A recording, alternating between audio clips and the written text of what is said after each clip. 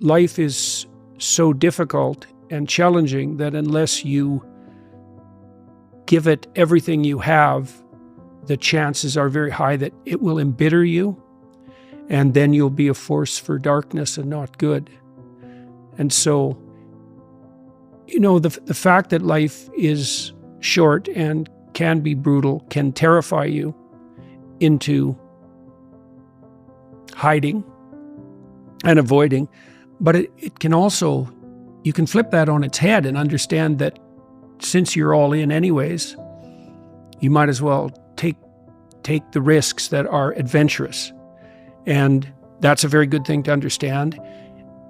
And what is also useful to understand in that manner is that there isn't anything more adventurous than the truth. This is something that took me a long time to figure out. Well, you can craft your words to get what you want, and people do that all the time.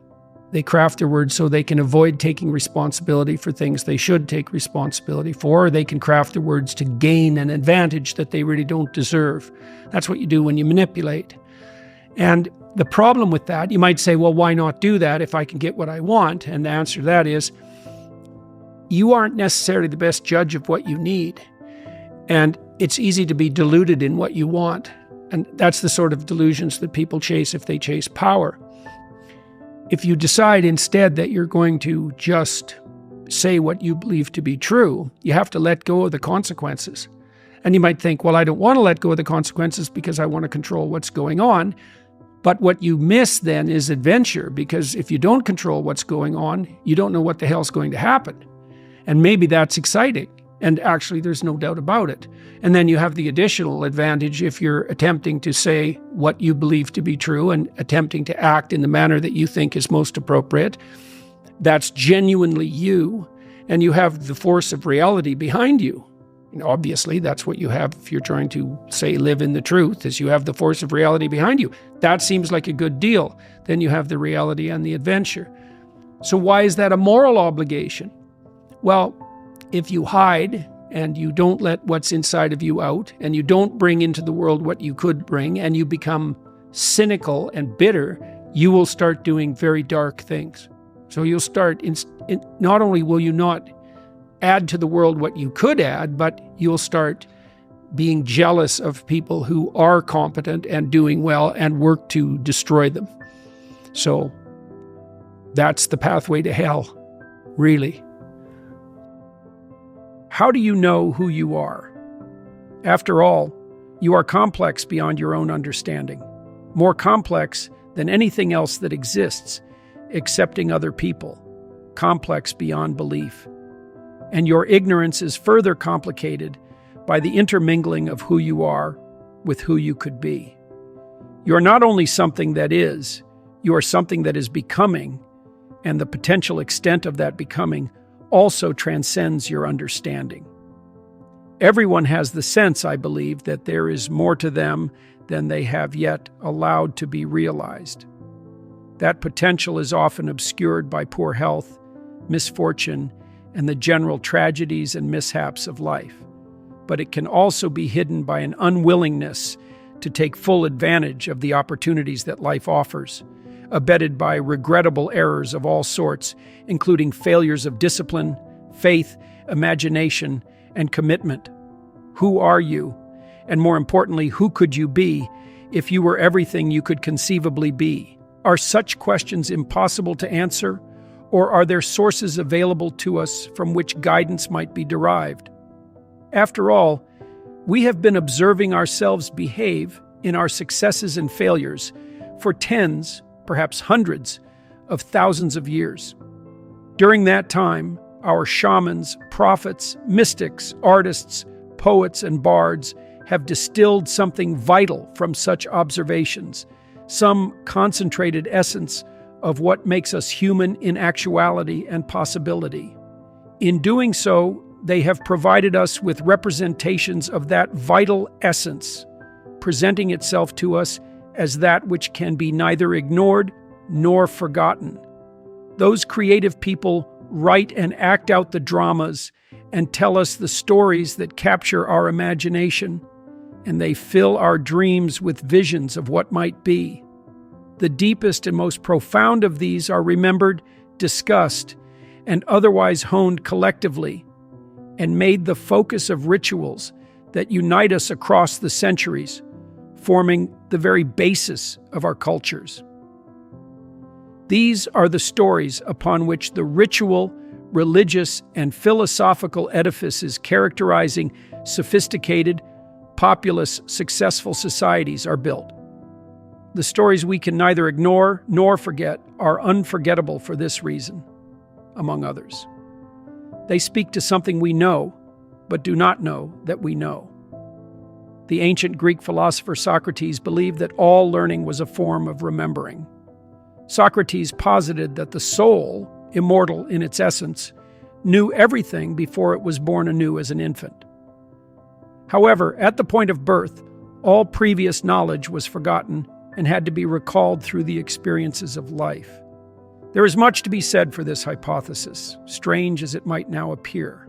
There is much that we could do, much that our bodies and minds are capable of doing, that remains dormant, right down to the genetic level. Exposure to new experience activates this dormant potential, releasing abilities built into us over the vast span of our evolutionary history. This is perhaps the most basic manner in which our bodies retain past wisdom and draw upon it when necessary. It is in this way, although not only in this way, that human possibility exists. Thus, there is something profound to be said for the concept of learning as remembering. Obviously, as well as remembering, as in the turning on of innate but hidden possibilities, we can learn much that is new. This is one of the primary factors differentiating us from animals. Even complex and intelligent mammals, such as chimpanzees and dolphins, tend to repeat their species' typical behaviors generation after generation, with very little change.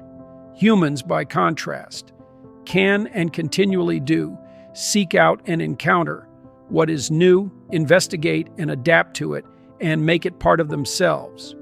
We can, as well, translate something we already know at one level of representation into knowledge at another. We can watch the actions of a living creature, animal or human, and then imitate them, translating our perceptions of their movement into new movements of our own.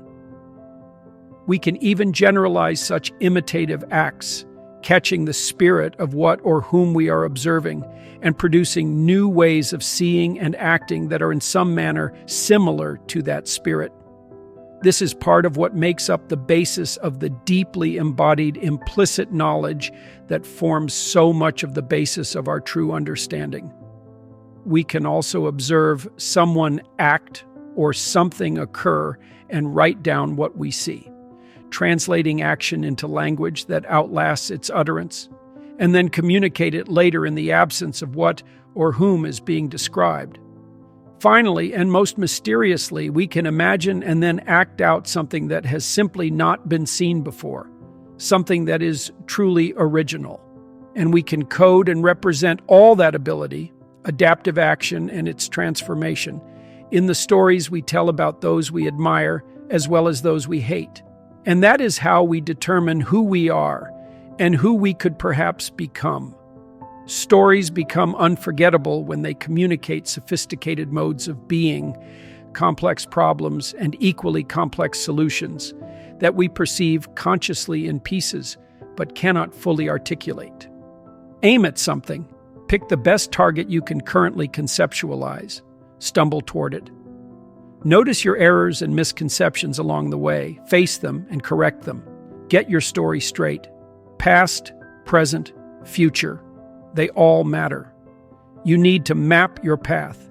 You need to know where you were so that you do not repeat the mistakes of the past. You need to know where you are, or you will not be able to draw a line from your starting point to your destination. You need to know where you are going, or you will drown in uncertainty, unpredictability, and chaos, and starve for hope and inspiration. For better or worse, you are on a journey. You are having an adventure, and your map better be accurate. Voluntarily confront what stands in your way. The way, that is the path of life, the meaningful path of life, the straight and narrow path that constitutes the very border between order and chaos, and the traversing of which brings them into balance. Aim at something profound and noble and lofty. If you can find a better path along the way, once you have started moving forward, then switch course. Be careful, though. It is not easy to discriminate between changing paths and simply giving up. One hint: if the new path you see forward, after learning what you needed to learn along your current way, appears more challenging, then you can be reasonably sure that you are not deluding or betraying yourself when you change your mind. In this manner, you will zigzag forward. It is not the most efficient way to travel, but there is no real alternative, given that your goals will inevitably change while you pursue them, as you learn what you need to learn while you are disciplining yourself. You will then find yourself turning across time, incrementally and gracefully, to aim ever more accurately at that tiny pinpoint, the X that marks the spot, the bullseye, and the center of the cross, to aim at the highest value of which you can conceive. You will pursue a target that is both moving and receding. Moving, because you do not have the wisdom to aim in the proper direction when you first take aim. Receding, because no matter how close you come to perfecting what you are currently practicing, new vistas of possible perfection will open up in front of you. Discipline and transformation will nonetheless lead you inexorably forward. With will and luck, you will find a story that is meaningful and productive, improves itself with time, and perhaps even provides you with more than a few moments of satisfaction and joy. With will and luck, you will be the hero of that story, the disciplined sojourner, the creative transformer, and the benefactor of your family and broader society. Imagine who you could be, and then aim single-mindedly at that.